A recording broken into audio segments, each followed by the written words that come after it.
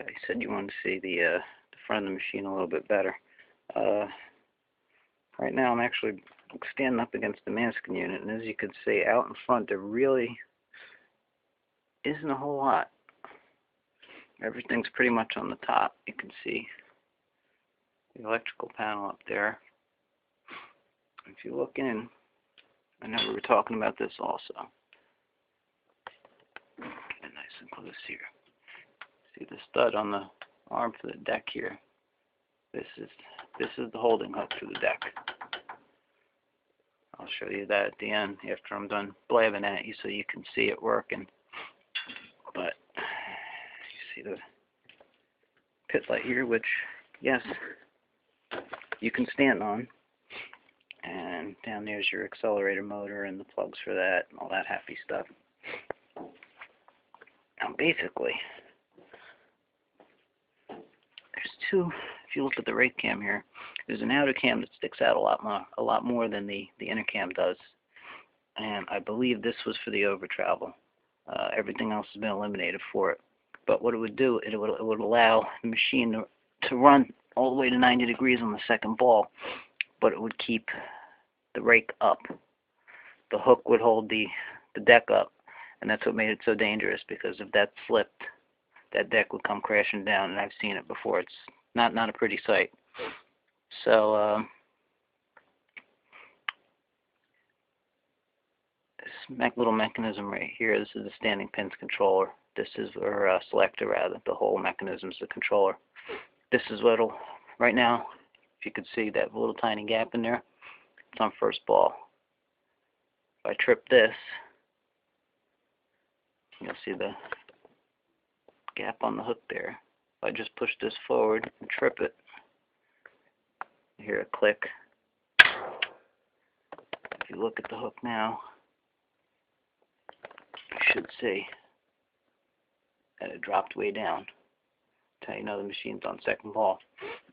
If you want to put it back on first ball, you can just grab a hold of it, lift it up gently, because you don't want to bend anything. Everything's all linked together. And you'll hear a click. And now it's back on first ball. And you could do that with the machine on or off. Doesn't make any difference in the world.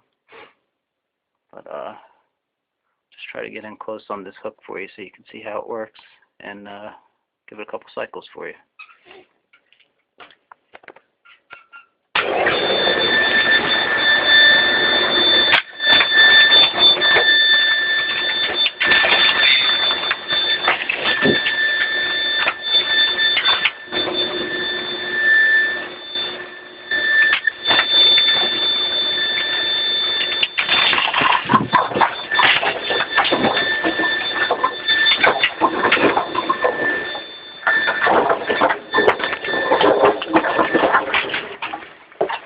You also, in one of your other videos, you mentioned the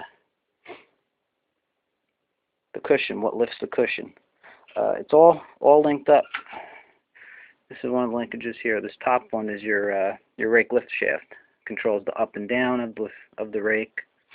And this bottom one here, if you look at it closely, if I get a decent shot of it, maybe in here. I don't know how well it'll come out, but it's almost like the rocker arm on an AMF. It's all welded together. Goes all the way across, and it's much the same on the other side. But it's all linked up together.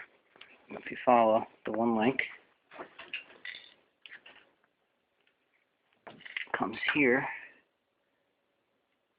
It's hard to get a good angle on this, but these are called the triangle plates. They're a little different than the triangle plates we know on 70s, that's for sure. A little bit bigger, or spring hangers, or whatever you'd like to call them, for the spot and respot.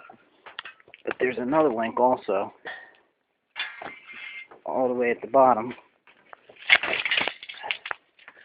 down here by the cushion linkages themselves. There's a shock on either side. And if you look, there's one big link that runs up to the back of that triangle plate. And if I could pull on the cushion and trip this, as the rake goes down through all those linkages, it just pulls the cushion right up. If there's anything else you want to say, just let me know.